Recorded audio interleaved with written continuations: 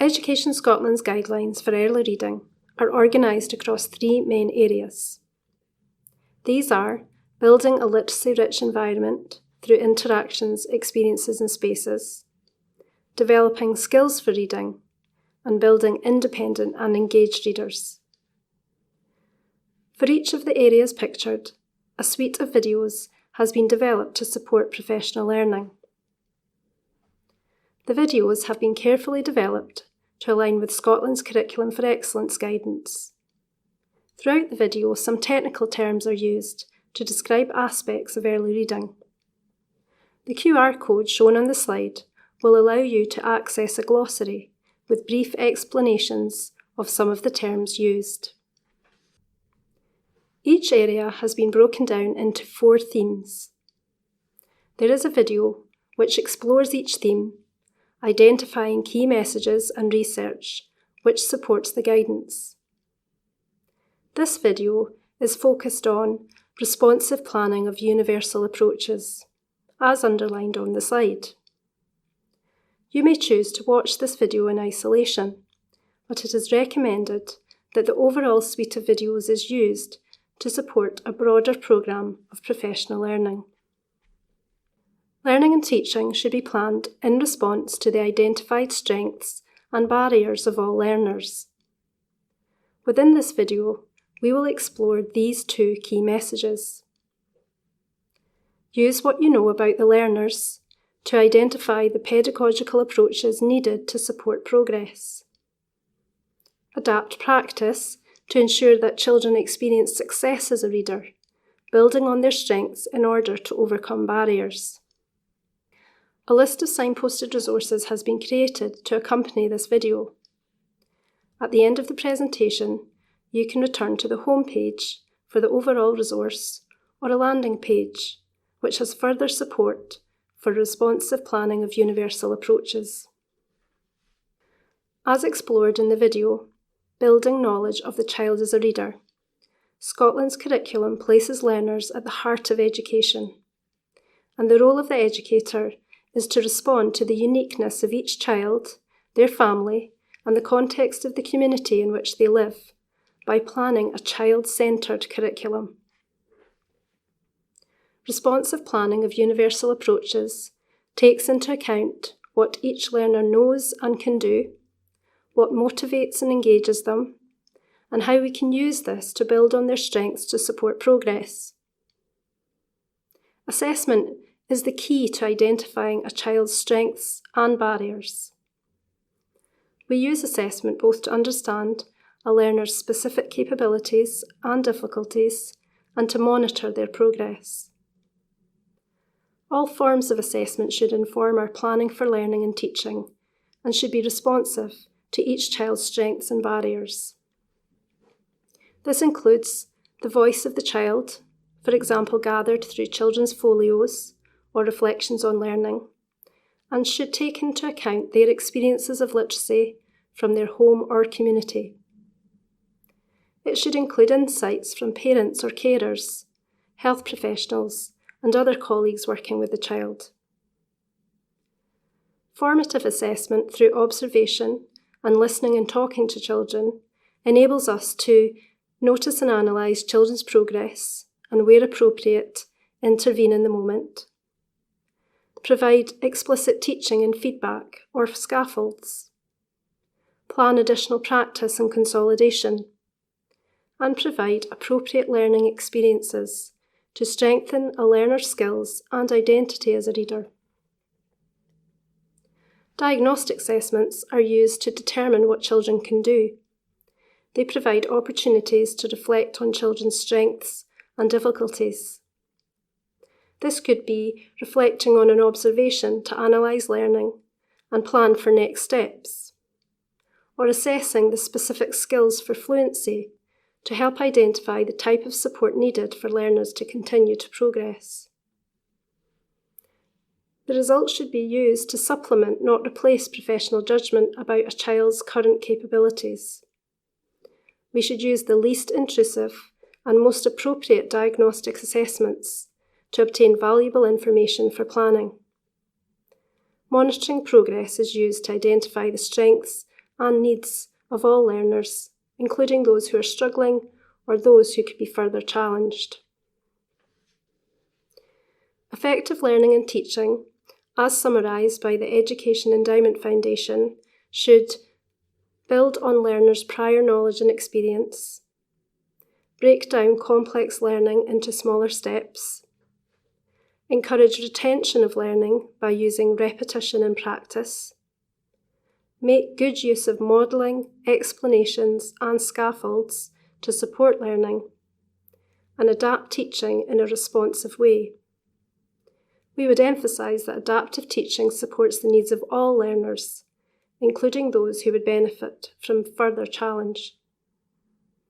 These aspects of effective learning and teaching will be explored further as we consider the pedagogical approaches needed to support progress in reading. Our first key message is: use what you know about the learners to identify the pedagogical approaches needed to support progress. As described in the Building Knowledge of the Child as a Reader video, we need to understand and build on a child's strengths and needs in relation to the following interconnected aspects as shown on the slide. For example, their knowledge and skills of reading, that is, the 5 components and how they interconnect. Their phonological awareness, concepts of print and oral language skills, their background knowledge and experiences, and their motivation to read, including reading for pleasure and for purpose. In addition, we need to think about the impact of a learner's reader identity, how they see themselves as a reader, the influences of their family, peers and culture, and we need to understand and explore the identified needs which may have an impact on a child's reading progress. Let's explore some of the pedagogical approaches or decisions educators need to make in planning for learning and teaching in order to support progress in reading, building on what we know about learners. We will consider how we can differentiate learning to match learners' needs, provide explicit instruction and modelling, manage learning and teaching through flexible groupings, ensure that teaching reading is integrated across literacy in the wider curriculum, and select texts appropriate to learners' needs and interests. We differentiate learning when we match learning and teaching approaches to meet the diverse needs, strengths and interests of our learners. When planning learning, it is important to adapt the content and the approach to ensure that all learners have access to meaningful experiences and opportunities for success in reading. We can also differentiate learning by valuing the different ways in which children may demonstrate their skills. The Centre for Literacy in Primary Education, drawing on a wide range of research, confirm that we should avoid a prescriptive, one-size-fits-all approach. Effective educators of literacy are those who tailor their teaching to the needs of individual children, drawing on understanding of their background and experiences, as well as close monitoring of their progress. Wise and Hacking remind us that teaching requires different areas of emphasis and entry points to reflect individual children's different prior experiences and response to teaching. When planning learning, educators must balance the different aspects of reading instruction based on where children are in their journey to skilled reading. They must understand that all aspects of reading are being developed at the same time, but that certain aspects will require greater emphasis at key points, and this shifts over time. For example, phonics for early readers, fluency practice as decoding begins to develop, and comprehension and vocabulary for independent readers. However, it is important to note the components of reading do not follow a step-by-step order of progression. Whilst reading fluency is necessary for reading comprehension, improving a child's comprehension of language supports the development of their reading fluency. In the same way, A broad and deep vocabulary is crucial for reading comprehension, but understanding what you're reading also leads to gains in vocabulary. Therefore, a variety of approaches will be needed for different learners if we are to plan responsively. For example, some learners may be exploring print concepts and word boundaries through stories and rhymes, whilst other groups of learners may be consolidating knowledge of letter-sound correspondences through games, digital apps, or one-to-one teaching. Other learners may be working in pairs, focusing on reading fluency with teacher feedback. These different skills will be developed through a variety of flexible groupings and through different approaches.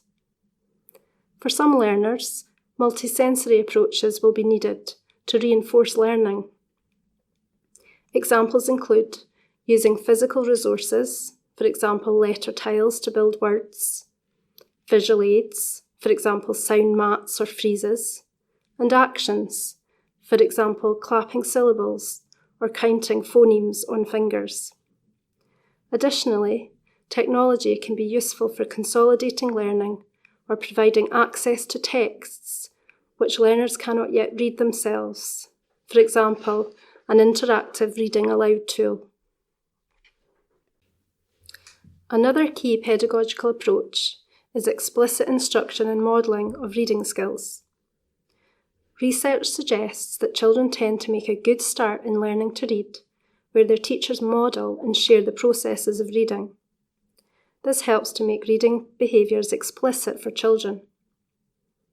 Explicit instruction and modelling should be planned for across different aspects of reading.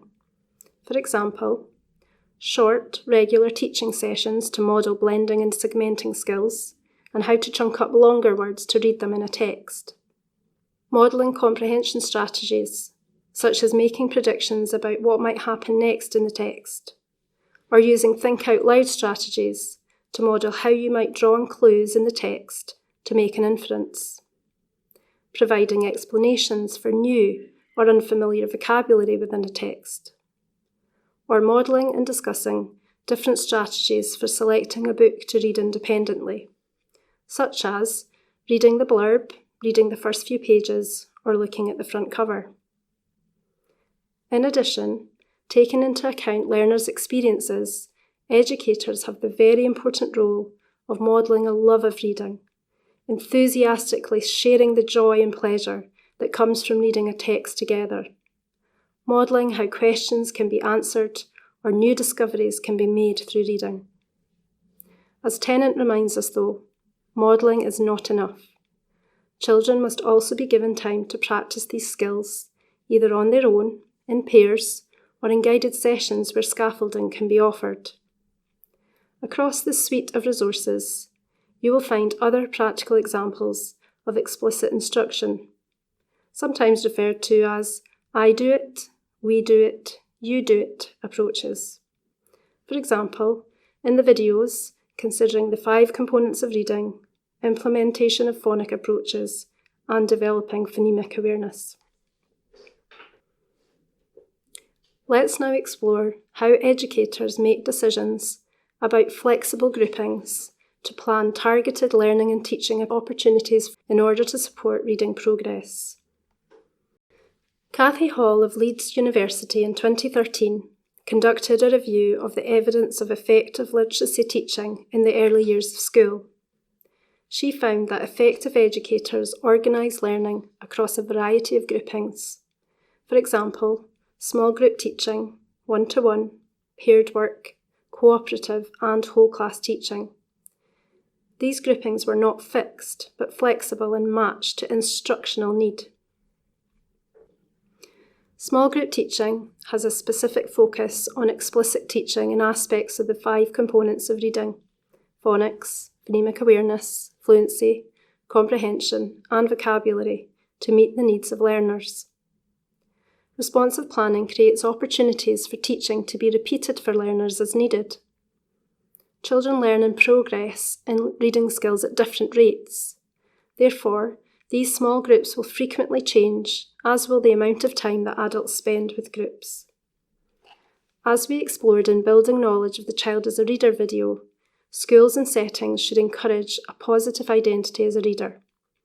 As such, we should be mindful of the impact on children of perceiving themselves as being in particular groupings. We can address this by ensuring that children have opportunities to work in a range of different groupings for different reading purposes, such as comprehension.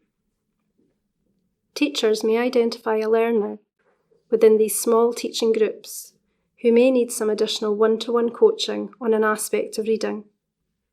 For some helpful tips on coaching children at the earliest stages of decoding, see Christopher Such's blog in the signposting section.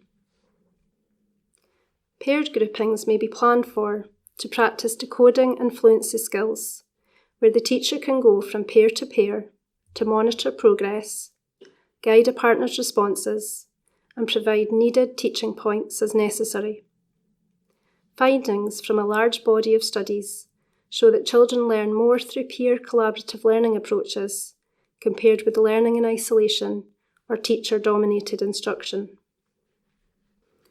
Other cooperative groupings planned for may be book groups, sometimes known as reciprocal reading groups or literature circles, where children take the lead in a discussion of a text. This allows learners with different levels of decoding skills to participate together in a discussion for the development of comprehension and vocabulary. For example, some learners may have read the text independently, whilst others may have listened to an audible reading of the text. Sozu and Ellis, in their report from 2014 on closing the attainment gap in Scottish education, remind us of the impact that children working together in small groups or in peer tutoring can have on closing the attainment gap, especially when the groups are mixed ability and where children are encouraged to talk and articulate their thinking to develop reasoning and problem-solving skills. They highlight the importance of planning the support needed for learners to work in groups. For example, helping children to assign roles or provide sentence stems to support discussion. In planning for whole class shared reading sessions, the educator will be mindful of the different learning experiences children need modelled across all aspects of reading, whilst also creating an opportunity for enjoyment and a sense of togetherness around a shared text. For further exploration of different groupings for different purposes, please see the video Shared and Guided Experience of Reading. Aside from educators using books for instruction and sharing books for pleasure, ensuring that opportunities are planned for children to have access to books, to browse and look at independently, is an important part of helping children to develop early reading behaviours. We will now explore how we might ensure that teaching reading is integrated across literacy and the wider curriculum. Firstly, educators should promote the natural connection between listening, talking, reading and writing when planning for learning experiences within literacy and across the curriculum. Hall identifies a key pedagogical approach in the early years of school is the integration and balancing of learning the structures of written language, for example, word recognition and punctuation, with purposeful and relevant literacy experiences. Planning should take account of connections across curricular areas, with a strong emphasis on listening and talking. Research reminds us that a learning environment where children and adults make meaning of text through talk improves the learning of reading and writing. Tennant highlights that by encouraging children to talk through their thinking helps us to build a picture of their understanding in order to responsibly plan for and model approaches. Secondly, a positive literacy curriculum should be planned to promote reading for purpose and pleasure by educators who are enthusiastic about literacy learning across the wider curriculum. In an evidence review on literacy development published by the Education Endowment Foundation in 2019, Bredmore et al. From Coventry University describe how the attitude a child holds about reading can mean they either avoid or engage with reading. However, attitudes are not fixed, They are shaped by feedback and experiences. The researchers note how important it is that learning is planned to present literacy as useful, important, and enjoyable, and ensures that children have positive experiences of reading and writing. It is important that we provide positive feedback as children engage with reading, whether that is simply turning the pages of a book, enjoying the sequence of pictures that tell a story, or decoding text. The Education Endowment Foundation remind us that educators influence children's interactions with reading by creating a culture which puts reading and book discussions at the heart of every day. For example, demonstrating enjoyment of reading and having a wide knowledge of children's fiction. For example, a teacher can create a sense of intrigue about a book they know well by asking the children to watch out for characters or twists in the plot. Look out, I know how sneaky this giant is. Encouraging children to see books as adventures rather than tasks to complete in school. For example, when reading a story about the night sky, switching the classroom lights off and reading by twinkling light. Giving children a sense of choice about what they read. For example, recognising children's hobbies and interests in the books available for them to read and recommend to their peers. And ensuring all children experience success when reading. It is vital to be aware that a negative attitude towards reading can create a vicious circle of underachievement. Children who have a range of rich and diverse positive reading experiences can recognise their growing success as readers. McEwen and Wilkinson suggest broadening a children's view of success as a reader by encouraging children to plan their own reading goals, such as reading or listening to books in their leisure time, becoming interested in a new genre, or feeling more confident about contributing to book discussions. This has the potential to move children away from only seeing themselves as a good reader if they are on a particular level of reading book. Please see the Scottish Book Trust Reading Schools programme for building and sustaining a reading culture in the signposting resources section at the end of this video. Another important consideration for planning is the selection of texts appropriate to learners' needs and interests. Wise and Hacken remind us that educators play an important part in encouraging reading motivation, including carefully selecting texts as focuses for lessons. Taking into account your children's experiences, interests, and reading habits, to carefully choose texts for shared and guided reading, to include in your class library, or to recommend to children, is key to developing children's interest and enthusiasm for reading. In 2023, Sarah McEwen, Emily Oxley, and the Love to Read team co-designed a programme with children and teachers to inspire and sustain a love of reading. They highlight how important it is that children have access to books that are culturally relevant and meaningful to children's and their families' lives, to ensure children see a person like them represented in books they read. Books should reflect diverse ethnicity, cultural and social backgrounds, positive reflections of disability and family structure, as well as books relevant to their interests. Educators should plan a wide range of texts, such as picture books, poems, rhymes, short stories, comics, audiobooks, graphic novels, serials and non-fiction texts, which appeal to interest to help drive motivation. Connecting and responding to children's recent knowledge or practical learning experiences across the curriculum with a relevant text can be useful, such as providing a text on making paper aeroplanes when exploring forces in science, or reading a non-fiction text on penguins when children have enjoyed a fictional text with a penguin as the main character. The Scottish Book Trust provide helpful lists of books categorised under different interests and themes. Please find these and other book lists to support text selection in the signposting section at the end of this video. It is also important to understand the demands of texts in terms of decoding, vocabulary and comprehension and plan the supports needed for different learners. For example, when exploring a text, are there themes, items, places or things that the children would benefit from knowing before starting the book? Is there vocabulary in a text which would be beneficial to pre-teach or to pause and explain during the course of reading? Are there words which have complex letter-sound correspondences or are multisyllabic, which would be helpful to model decoding these? Are there graphics or illustrations in the text which need explained to aid a learner's understanding? Reading and writing in the 21st century involves multiple modes of text, verbal, video, digital and images, which all place different demands on a reader. It is important to plan for these within your text choices and to model how they can be used.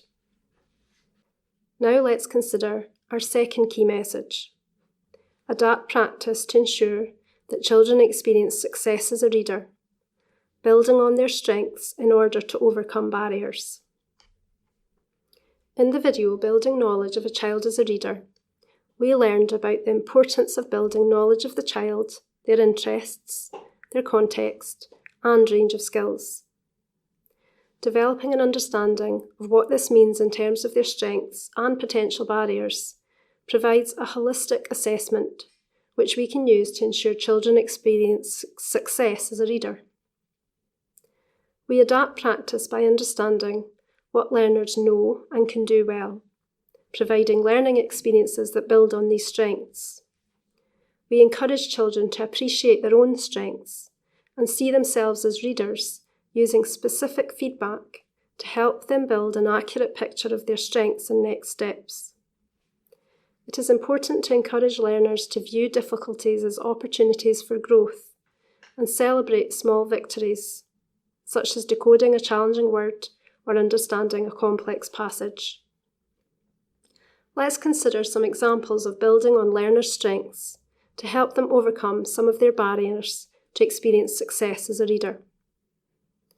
An educator may observe that a child is struggling with the pace of learning letter-sound correspondences, so adapts practice to ensure that consolidation of the sounds a learner knows can be built on, using known sounds to blend and segment words.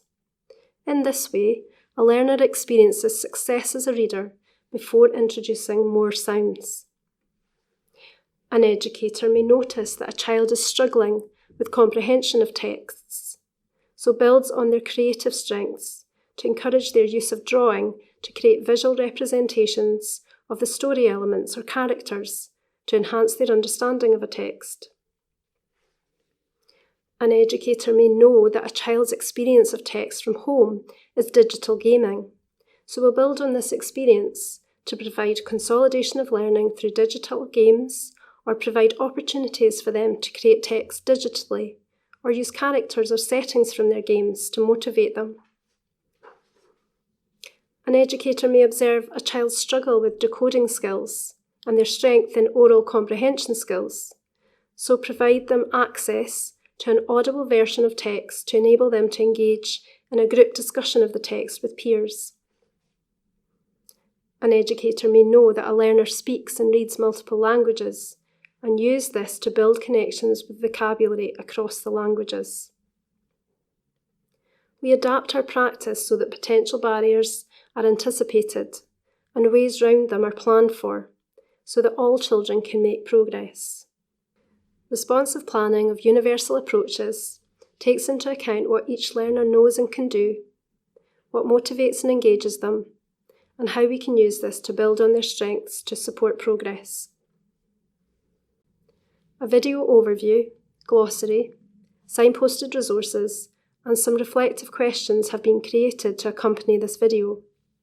You can use the QR code on the screen to access these.